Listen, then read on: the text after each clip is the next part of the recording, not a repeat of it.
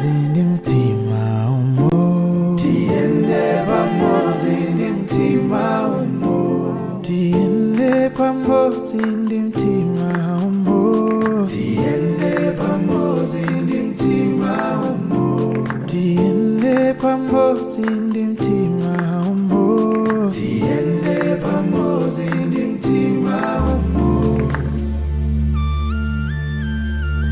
Hello everybody and welcome to MTN Teleschool. My name's again I'm Bright Chiwama and I'm pleased to be on MTN platform to revise some past papers with you. Of course, I'm a specialist in English language and today we'll look at a few questions from the paper 2 of the 2017 exam that was written last year around October and November, and we'll continue with the sessions because the first part that we covered was for the structure. Now, I want us to proceed to look at the last two questions. And the questions that we are looking at is a comprehension and the summary. And each of those carry 20 marks each, plus the 20 marks for the structure. Together they make 60 marks. Now, question 2 is a comprehension question, and it carries 20 marks, like I said. And basically, the word comprehension means understanding. And all the questions that are asked seek to find out if the given passage has been understood by the candidate. Remember, under this, candidates are tested in two ways: objective and subjective. Now, under objective questions, a number of alternatives, that is items, are given. This is where you are given a multiple choice. The candidates are asked to choose the best from there. And then under subjective questions, this demands that the candidate gets to write things in their own answers. Okay. Now, candidates must have the skill to evaluate every answer and arrive at the best possible answer. One must be able to express themselves in subjective questions, as indicated. Now, candidates should have the ability to locate information according to the question and must further be able to discriminate facts from opinions. Now, what are some of the categories of questions that a candidate is likely to face? They are plain sense questions. These test factual, exact, and surface meanings. The other one is that they are implicative. These test pupils the ability to infer, deduce information, emotional suggestions, and figurative usage. And then other questions seek to establish the relationship to thought of a candidate. So now, the candidate is being tested to connect ideas as they've been used in the passage and the paragraphs. And then also, there's also a bit of summary skills where a candidate is asked to summarize and come up with an answer from the information that is provided in the paragraph. Then you have projective questions. These require integration of data from the text with a pupil's own knowledge and experience. And then there are grammatical relationships. These demand a response signals, e.g. structural words. And normally this is the last question where the candidates are asked to look for words that have the meaning or equivalent to the same meaning as the words that may be underlined in the passage. So, if you look at the 2017 paper, the comprehension question had the following passage. I'll read the passage, and it says, free radicals and antioxidants are two words that we increasingly hear in the context of health and aging. Let us get a clear picture about antioxidants and free radicals. In a perfect world, energy is balanced and synergy abounds. The same idea applies to health when our bodies are fit and in chemical balance. But today's world is far from perfect. Our lives are typically stressful, and we consume toxins on a daily basis, which ultimately alter our delicate biochemistry and wreak havoc in our internal chemical reactions. Compromised immune systems and increased exposure to free radicals eventually wear us down. aging us prematurely, or bringing in fearful diseases like cancer. But powerful natural compounds called antioxidants form a front line of defense that attack and neutralize hordes of free radicals, helping us restore our health and live longer, happier lives. A freshly cut apple will turn brown in a matter of minutes. Iron, when exposed to water and air, starts to rust. These chemical changes are the result of oxidation, the process by which a compound reacts with oxygen. Oxidation in the body creates free radicals in fats, tissues, and bloodstream. The higher the number of free radicals, the greater the level of oxidative stress. Oxygen is a critical element in the water we drink and the air that we breathe. Without it, we would not survive. Yet, normal cellular reactions create toxic forms of oxygen that are free radicals such as superoxide, hydroxyl, lipid peroxides, singlet oxygen, and hydrogen peroxide. Small amounts of free radicals in the body are a good thing. Too many, however, accelerate aging and disease. Free radicals generated by the body could lead to erosion in the functioning of the brain. Waste products released by the body when we burn food for energy production is the free radical phenomenon. These free radicals can often lead to some loss of memory over the years. Not all free radicals are bad. Free radicals produced in the immune system destroy viruses and bacteria. Others are involved in producing vital hormones and activating enzymes that are needed for life. But most of us are bombarded by a multitude of environmental toxins like smog, cigarette smoke, heavy metals, gasoline derivatives, ultraviolet radiation, and other carcinogenic reactions that are also sources of free radicals. A healthy body can normally keep its free radicals in check. But if the immune system is weakened or the free radical load is too high, cellular damage results. A significant cause of aging is cellular free radical damage. As we get older, an increased amount of free radical garbage accumulates in our bodies. The good thing is that we are not completely powerless. Antioxidant supplements can help protect us from the damage of free radical bombardments. This passage was adopted from the Tarnish-Free Powder, You Are What You Eat. That is a publication of 2012. And the questions based on this passage, the instructions on top say, in each of the following questions 1 to 9, select the best answer from the 4 options provided. Indicate your answer by drawing a circle around the letter on this question paper, as in the example below. If you change your mind, cross out the initial choice neatly and then circle your revised answer clearly. For question 10, answer as instructed. Now, there are candidates that think that if you are cancelling an answer, they've changed their mind about an answer, they want to cancel with a lot of drawings on the question. For instance, if this is the answer, the number of answers that you have, for instance, you have A, B, C, and D. And then there are answers that are written on top there, like that. If initially you had picked A as your answer, and then you change your mind, and then you choose, for instance, C as your answer, just cross it out like this. It will be enough to make someone blind see. Like our late singer, Mr. Piquet Chara, was blind. He can see that you've cancelled. You don't need to scribble like this in order to show that you've answered. So you circle another one and cancel it as I had shown you earlier. Okay. So getting back to the questions, the two words, the example we have an example there.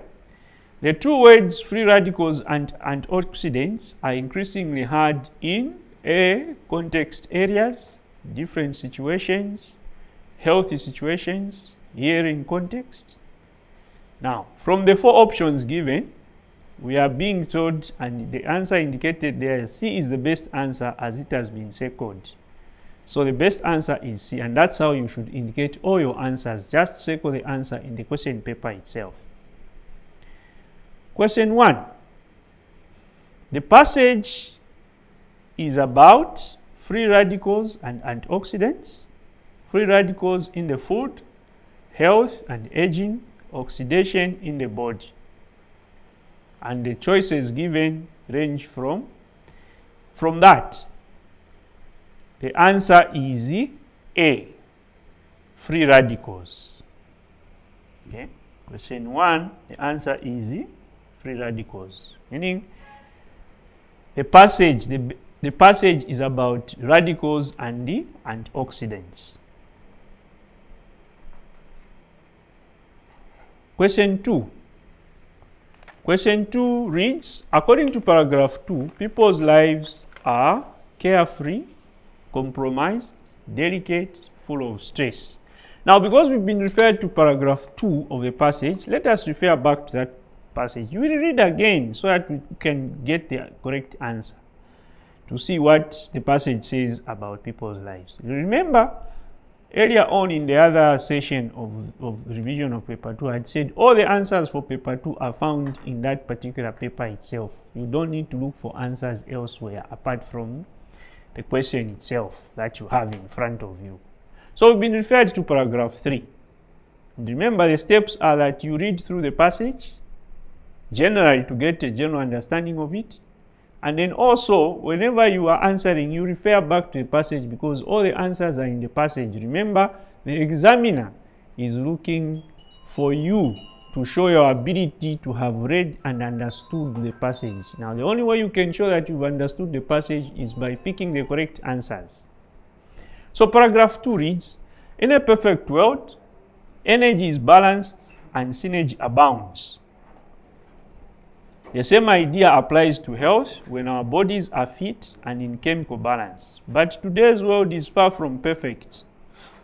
Our lives are typically stressful and we consume toxins on a daily basis, which ultimately alter our delicate biochemistry and wreak havoc in our natural internal chemical reactions. Now, as you read on, it's important to refer back to the question. The question says people's lives are. So, you get back to the passage and say, and read on. Compromise immune system and increase the exposure to free radicals eventually wear us down, aging us prematurely or bringing on fearful diseases like cancer. But powerful natural compounds called antioxidants form a front line of defense that attack and neutralizes hordes of free radicals, helping us to restore our health and live longer and happier lives. So if you look at the information that is provided in the passage and the answers that have been provided, people's lives are stressful. And the correct answer is D. So in your case, you don't need to write it as I'm writing. You just need to circle it in the question paper as has been highlighted from the example. Question 3. In paragraph 2 again, we are told that diseases like cancer are caused by free radicals and A. Antioxidants, chemical reaction, compromised immunity, increased exposure. So if we refer back to the passage, you read through again, you realize and discover that the correct answer is compromised immunity. And we are finding that answer from the information that has been provided in paragraph 2. If you read from where it says our lives are typically stressful and we consume toxins on a daily basis which ultimately alter our delicate biochemistry and wreak havoc in our internal chemical reactions, compromise immunity systems and increase the exposure to free radicals eventually wear us down. If you look at the question, diseases like cancer are caused by free radicals and compromise immunity. So for number 3, the answer is C. We can move on to question 4. Question 4 reads as follows. According to paragraph 3, when a compound reacts with oxygen in the body, the options provided are chemical changes take place, free radicals are formed, it turns brown like an apple, the person gets sick. So if we refer back to paragraph 3, we can read through. It says a freshly cut apple will turn brown in a matter of minutes. Iron, when exposed to water and air, starts to rust. These chemical changes are the result of oxidation, the process by which a compound reacts with oxygen. Oxidation in the body creates free radicals in fats, tissues, and bloodstream. The higher the number of free radicals, the greater number or the greater the level of oxidative stress. So, when a compound reacts with oxygen in the body, chemical changes take place, free radicals are formed, it turns brown like an apple, the person gets sick. And the best answer is free radicals are formed. The answer is supposed to be B.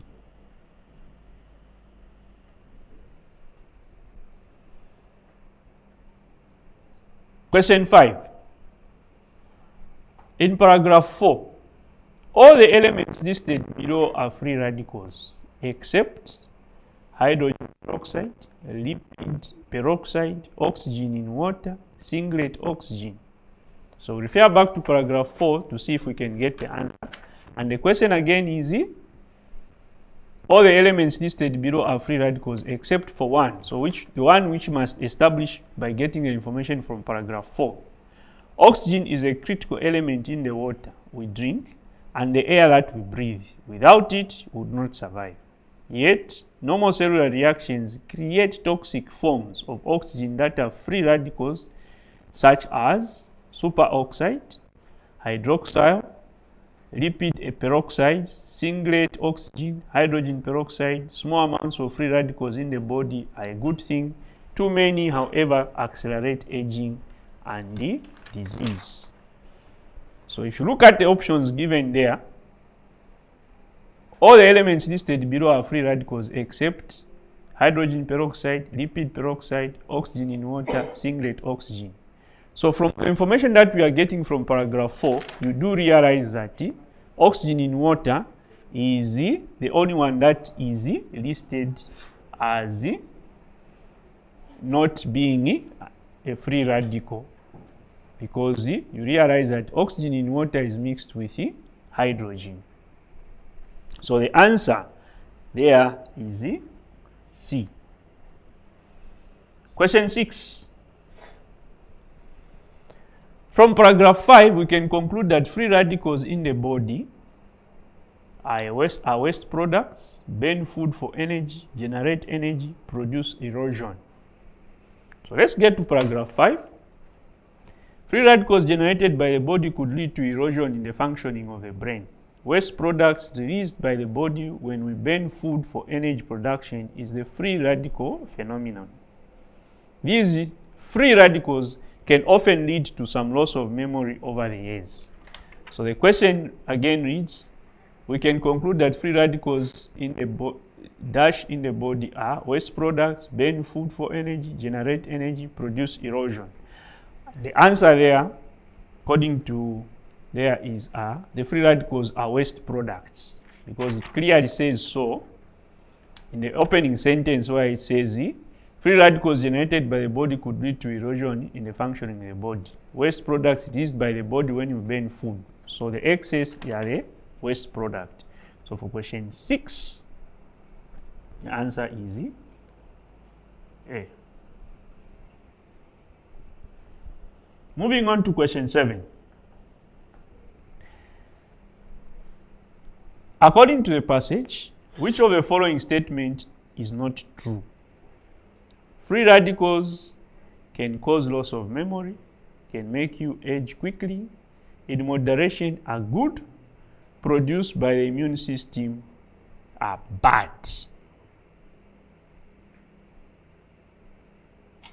sorry, I'll read that again. I mistakenly read question 8.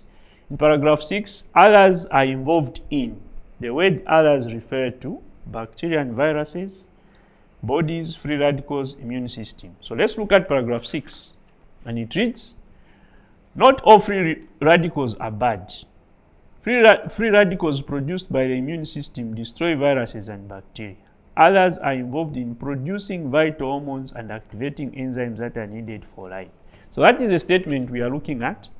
And if we look at that particular statement, the others that are being referred to there are viruses and bacteria. That is bacteria and the viruses.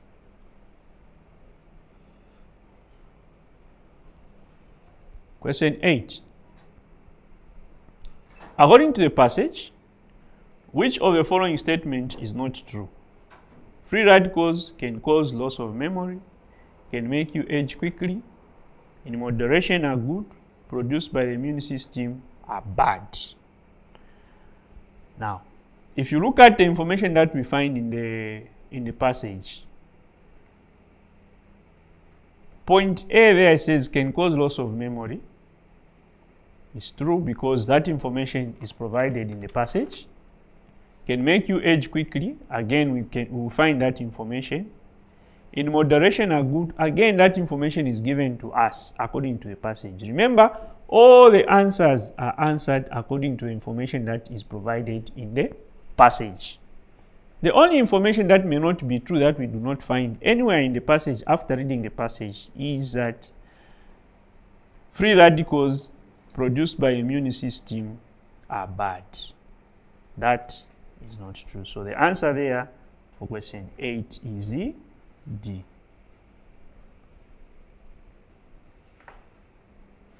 Moving on to question 9. It's paragraph 6. A healthy body can normally keep its free radicals in check.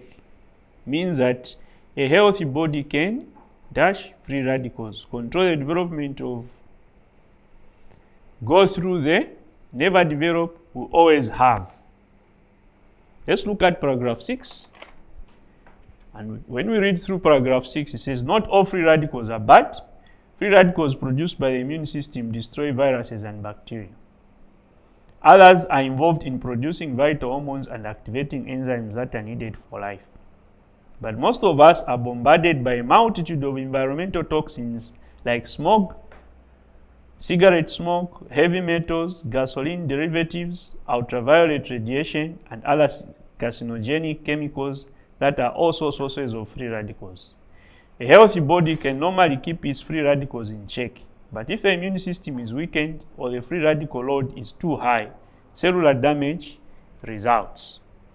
So, according to that information we are getting from paragraph 6, in answering question 9, you discover that a healthy body can normally keep its free radicals in check, and that means that a healthy body can control the development of free radicals. And the answer there can be A.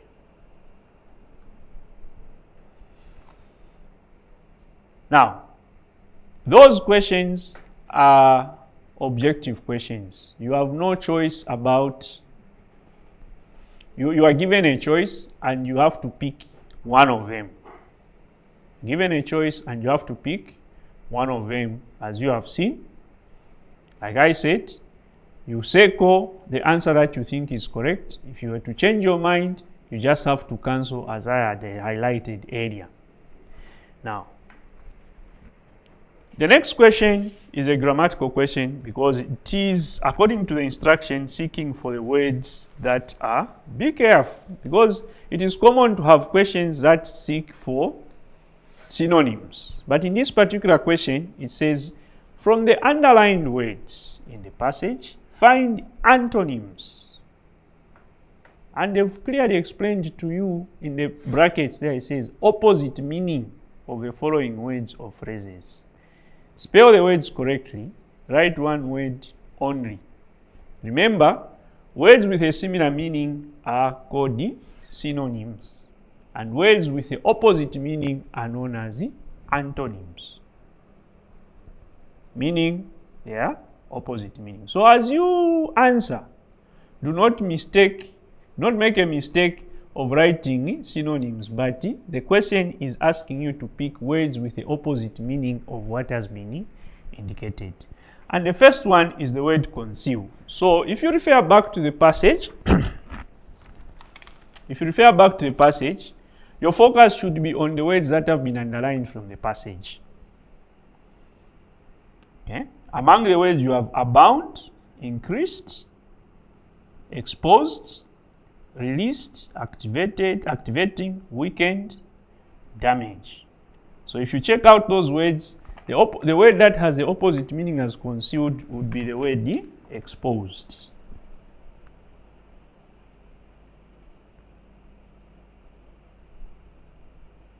Exposed has the opposite meaning as concealed. The next word there is the word mend.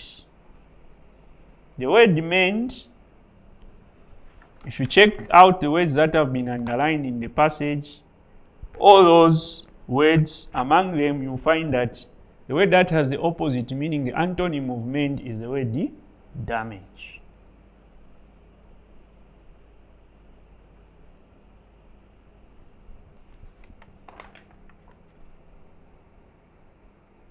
Then C is the word reduced.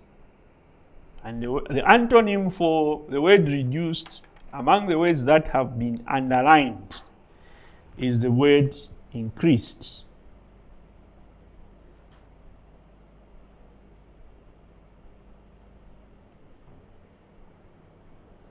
Then D, withheld.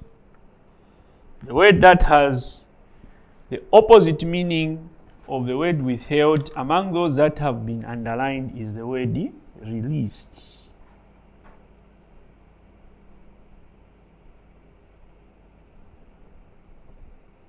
Remember, all these words have the opposite meaning to the words that have been indicated in question 10. So the task you have in a comprehension, as the word itself, comprehension, is drawn from the word comprehend, which means to understand. So the examiner is interested in seeing if you are able to read a document and you are able to understand. So the only way you are going to show that you have understood the given passage is by answering the questions correctly. And remember, all these answers that we've drawn, we are finding answers from the passage. That's why it is simple. All the answers in your paper 2 are in the passage. You don't need to look for answers elsewhere, but they are in the passage. And like I tell other candidates that I've met before, it is possible for you to get 60 out of 60. So that as you sit down to wait for your results in paper 1, you are already assured of a merit. And what you add from paper 1, you could even move into a distinction, and you will have left school with very good results, and you will have left school a very literate person and knowledgeable person. Now, let us take a short break. We'll come back and we'll come and continue with the summary part. I'll give you hints and then we'll look at the question that came last year. Do you expect more from your internet service? Maybe it's time to switch to MTN's 4G internet. Introducing the next level in high-performance mobile network technology, taking your home or office internet experience to a whole new level while keeping it simple. Get to work by the click of a button or manage your team from miles away. Browse faster, download multiple files, and stream videos quicker with no limits. Get it all done with MTN's 4G internet. So don't let your internet slow you down. Stay online in real time all the time. Get your MTN 4G SIM today and find your nearest 4G zone to enjoy maximum performance of your 4G enabled device. MTN, everywhere you go.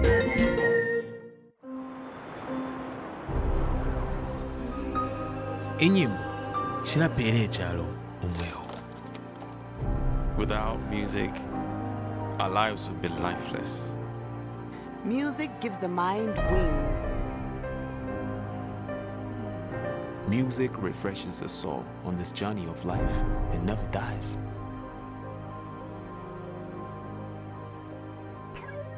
It's who we are. I mean, it's what we do. It's what we feel. What would we be without music?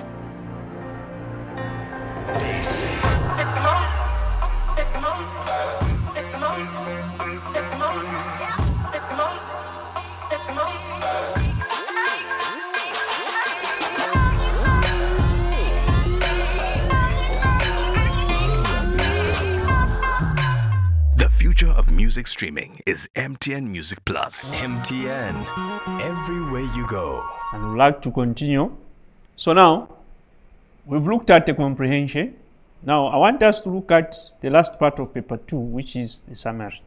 Now, what skill is the examiner looking forward to in this particular passage, in this particular question? The examiner wants to see that you have learned, you've been taught your summary skills. You've been taught how to summarize a passage. Okay? You've been taught how to pick relevant points from a larger discourse. So, in what format must your answer be?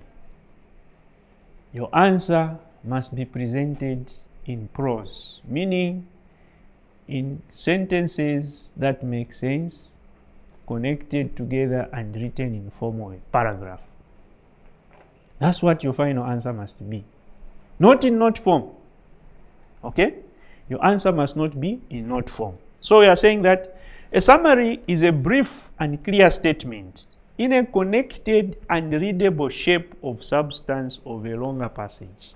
So the relevant points that you pick from a bigger discourse is the one that you are supposed to, those points that you will have picked are the ones that you are supposed to use to write a connected and readable shape of substance of a larger passage, from a larger passage. So, I'll start by giving you the features of a summary. A summary must be written in prose, like I have said. That is, your answer should be presented in points, in groups with established meanings and linked together.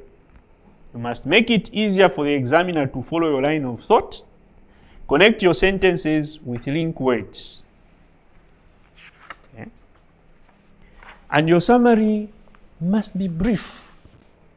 Summary must be brief, meaning you follow the dictates of the question, because there's always a question below your passage that you've been given. So the summary must be brief in the sense that a great deal of meaning is put in a few words, as few words as possible.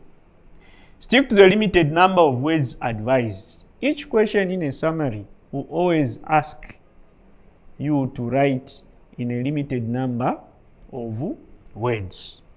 The words are always indicated. It will tell you, in fact, the first part normally reads in not more than, as you will see according to the question that came last year. The instructions are there. That's why we are saying it must be brief and you must stick to the word limit that you've been given. The only allowance you have is a plus or minus. So you can only exceed by 5 and you can only go below by 5. There are implications for overwriting and there are implications for underwriting. Now, the implications for overwriting is that you could have written things that do not concern the question in the first part of the question and then write them, put the other points beyond the word limit. So your examiner will just count up to that word limit. If you are given 110, the examiner will count up to 115. The rest will be cancelled, which means you will have lost marks. And what happens if you underwrite? 110, you use 70 words. It just shows that you've left out information. Remember, for the examiner to have come up with a word limit, he didn't just wake up on one side of a bed and decided that your summary must be answered in 110 words. The question was pre-tested. Okay? So that word limit is quite important. Stick to it. Okay? Now, your summary must also be clear. Being brief rather than clear does not earn marks at all. But it must be brief and clear to get to, those things must go together in a summary. And then it must at the end of the day be readable. Okay?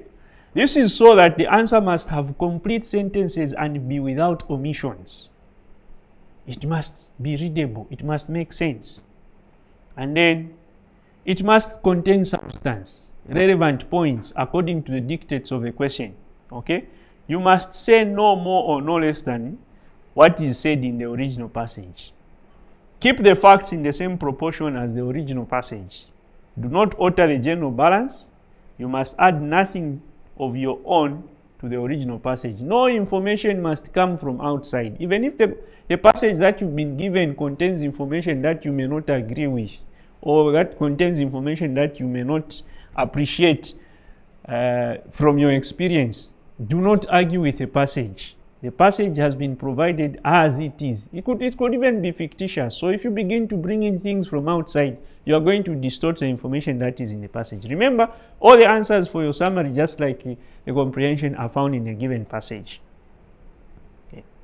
So now, the following would help. Let us look at the following question as it was brought last year. The instructions are that read the following passage carefully and then answer the questions that follow. And I want you to take note of the steps that I'll take first. The first step I'm going to take here is to read the passage for general understanding. You read the passage for general understanding. Key point here is do not rush to look at the question before you read the passage for the first time. Because the danger is if you focus your attention on the question, what is the question asking you to do, you may not appreciate the passage generally so that you get a general understanding of it, because what will be in your mind will be what the question is asking you to do. So before you attempted to look at the question, just read the passage as you've been instructed by the instructions that are on top. And the passage reads as follows. The Institute of Security Studies conducted some research on the attributes of an ideal police officer. The researchers started by asking respondents to discuss their ideal or perfect police. They recorded answers from the respondents on a flip chart. It was ascertained that an ideal police officer should be competent. An incompetent police officer is a liability to both the organization and the country. Furthermore, an ideal police officer is one who provides unproblematic service to the complainant. Some police officers' security service to members of the public is unethical. For example, there was an incident in which a police officer lamentably failed to record a statement from a complainant. When responding to calls for assistance from members of the public, an ideal police officer must be punctual. Without doubt, time is of great essence when responding to matters of crime. In a world that is shrinking rapidly due to globalization, it's a must that a police officer should be educated and well trained.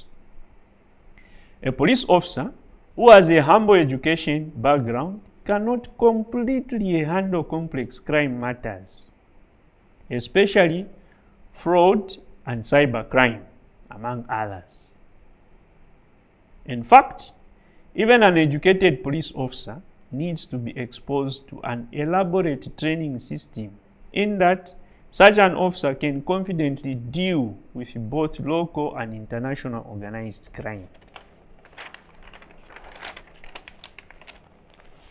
Since police work involves dealing with a community, it logically follows that a perfect police officer must be friendly, approachable, patient with people. These attributes are necessary because they are a cohesive tie between the police service and the community. Thus, they enhance the rapport between the police and members of the public. In other words, they reduce the gap between the police and the community. In order to have a win-win situation between the police and the community, police officers worth their salt must be respectful of civilians and must not use gratuitous violence. It is worth noting that an antagonistic police service simply widens the gap between them and the local community. And when that happens, the community stops giving the police the information they need to successfully police the area. An ideal police officer is one who is exemplary in his or her actions. Reports of unethical police officers have been recorded. For example, we have all heard of the stories of police officers who extort money from unsuspecting members of the public. Just like in any other profession, some police officers have been accused of being corrupt. In law enforcement, it is a cardinal point to be as objective as possible. This means that when there is an iota of doubt as to whether a person committed a crime, the benefit of doubt must be given to the accused person. The rationale behind this is to ensure that no innocent person should go to prison. Arising from this, it is crucial that an ideal police officer should be objective. Furthermore, he or she must be committed and passionate about his or her work. It is worth pointing out that police work is very stressful, and as such, it requires a physically fit police officer. This is important because police work involves a lot of mobility. Moreover, chasing and apprehending criminals require a lot of strength. It is abundantly clear that a police officer in ill health cannot cope with the demands of the police work. Honesty is a virtue in police work. In this regard, therefore, an ideal police officer must be honest and trustworthy. He or she must apply the law that he or she was trained to do. Above all, he or she must be flexible and radiate a humane face when dealing with both witnesses and suspects. The passage is an adoption from Andrew Fu, ISS paper 226 of November 2011. So you've read the passage, you know what it is discussing generally. So next step is to get to the question. Because the way the question is set, it normally comes after the passage.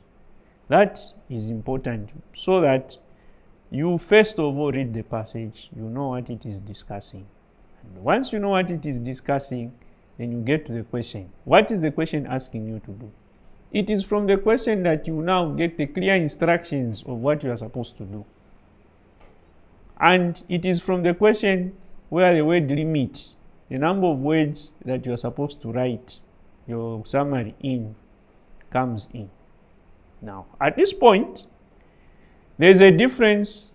The way we consider the word limit in a composition and the way we consider the word limit in a summary. In a composition, you are given a range of the 250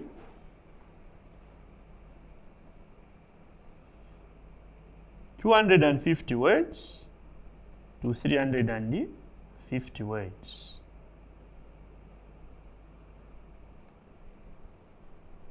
So anything between 250 to 350 is acceptable.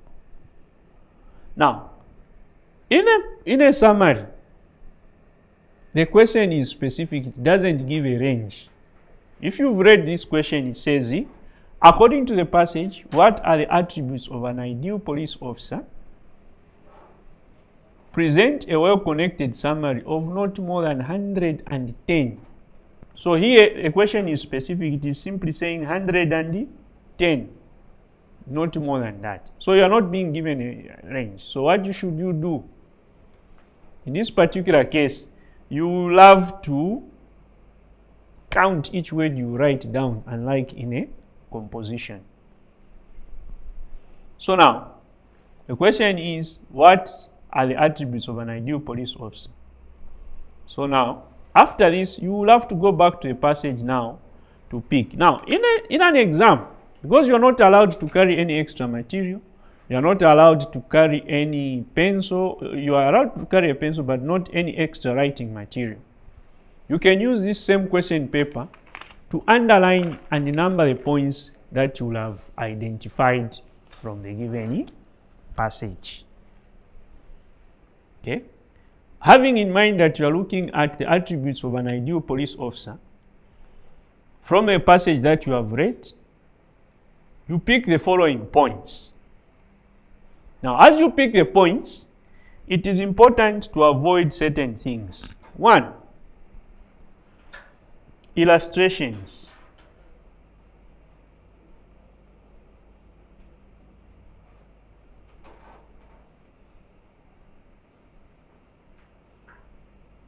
Illustrations, examples,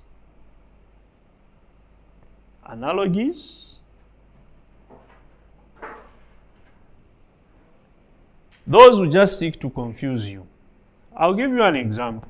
If you look at paragraph 2, there it says, it was ascertained that an ideal police officer should be competent.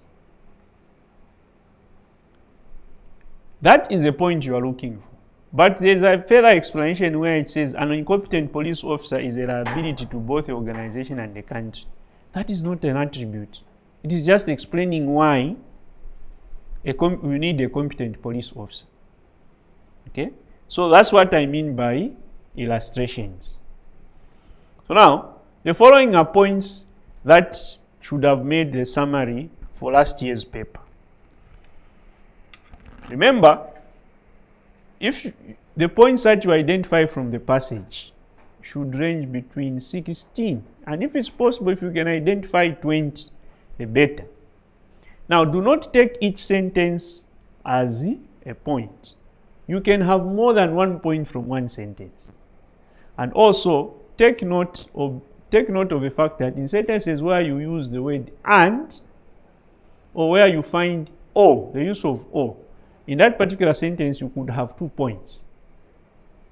Okay? So the following points are the ones that should be picked from that particular passage I read earlier on. 1, competent. A police officer should be competent. 2, provides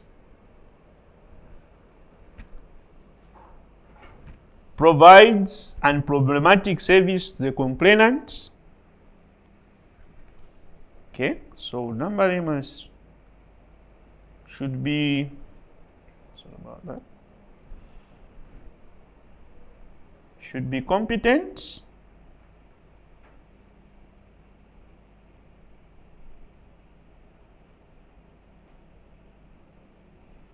point 2 should provide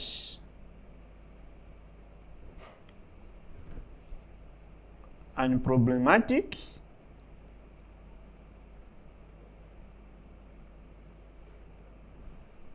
service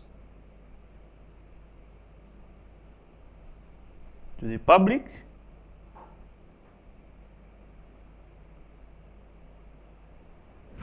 Three, must be punctual.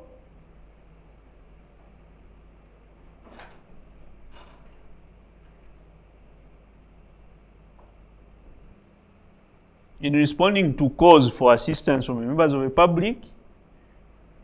4, must be educated.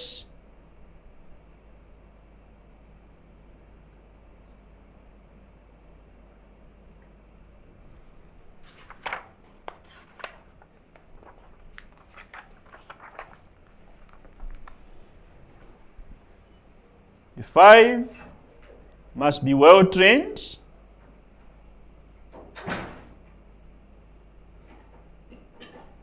6, must be friendly.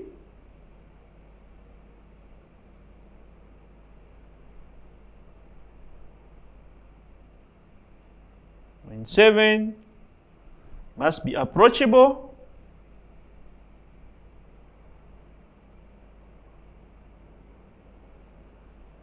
8. Must be patient.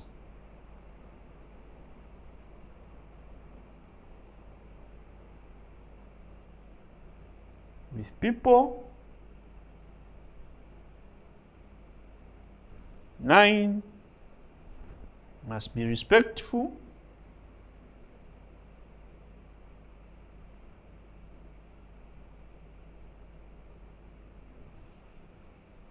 Of civilians.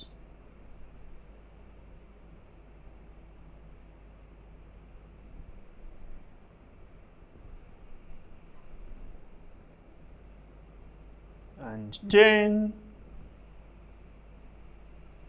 Must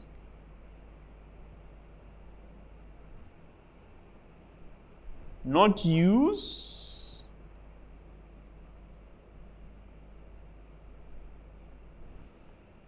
gratuitous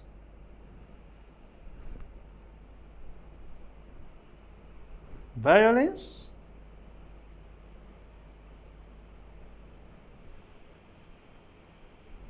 Eleven, must be exemplary.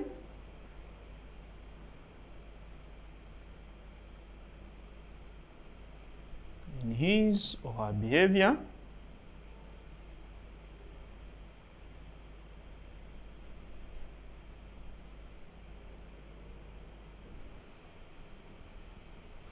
Must be objective. 12.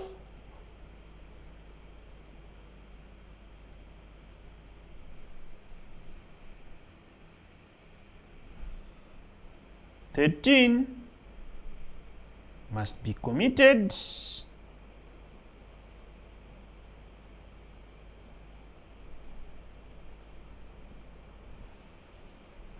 To his or her work.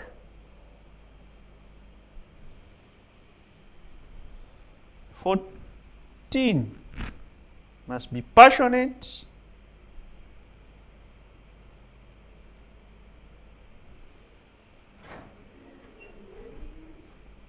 About his or her work.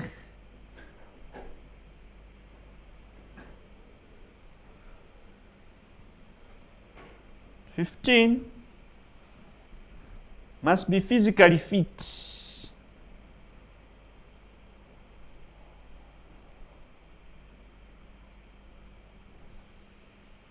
And 16 should be honest.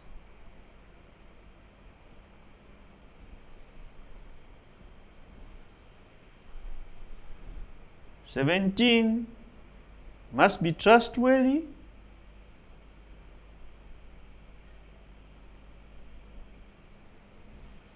Eighteen,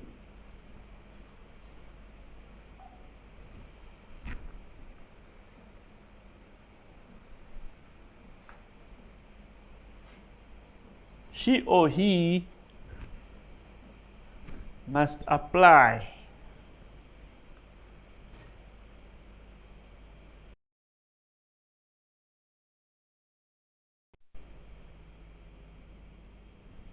the law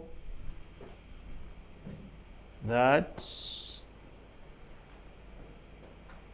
he or she was trained to do.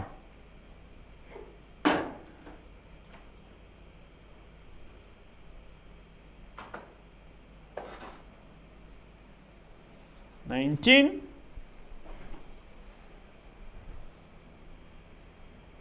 he or she must be flexible.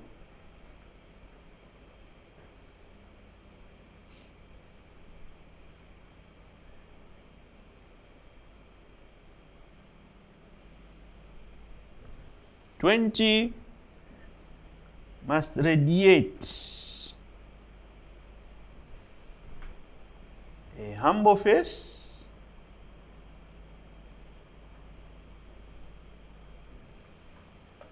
when dealing with witnesses and suspects. Now, these points are just the points that you are supposed to identify. Now, in your case, you go in that particular exam with a pencil, you underline all those points, then you pick those points to write a prose summary. Remember, it must be in connected sentences, in sentences that are useful, that make sense, and they must be readable. Your final answer should be in prose, like we have said. Okay? Like I highlighted earlier, in picking your points, you must avoid generalizing, you must avoid examples, you must avoid analogies, you must avoid illustrations, and so on and so forth. For instance, if you pick a point that a police officer must be trustworthy, and the sentence further says that last year there was a police officer who was guarding a safe at a particular company that this police officer ended up stealing. That part of stealing and the example that has been given must be ignored. The only part that must be mentioned is that you are looking for the ideal police officer who must be trustworthy, and that should be your point. Forget about the other examples. Now, in answering this summary, these, when you write them together and you use as few as possible, the few connecting words, you have to write a summary of not more than 110. Of course, when you are marking, we give an allowance of plus or minus 5. And if you write up to 105, the best possible answer we can accept should be 115 words. If you are to be below, the best possible answer we can accept is one that should be less than 5 words, maybe up to 105. Anything more than 115 is completely cancelled out and will not be considered as part of your answer. Underwriting again simply just shows that you have left out the points that are supposed to be part of your questions. Remember, these questions are pre-tested. The word limit is not just dreamt, it is something that is settled for as a result of having prepared this question properly.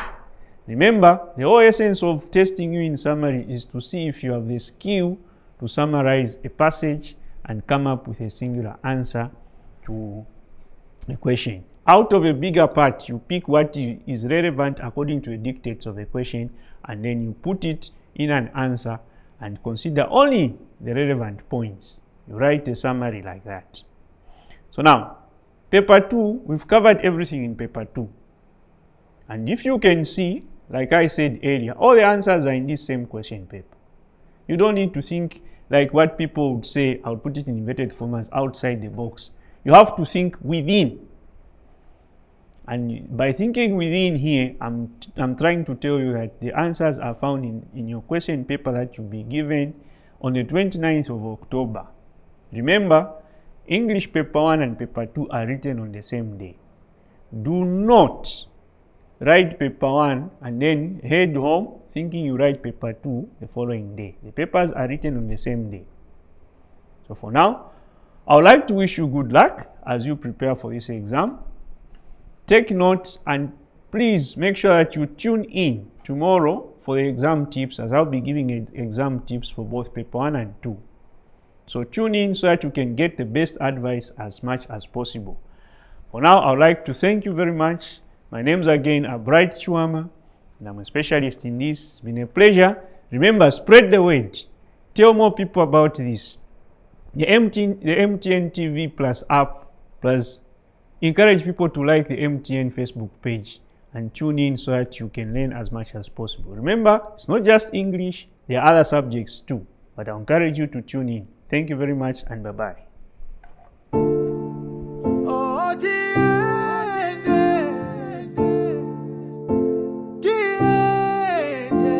Tiende pamoja ni mtima umo. Tiende pamoja ni mtima umo. Tiende pamoja ni mtima umo.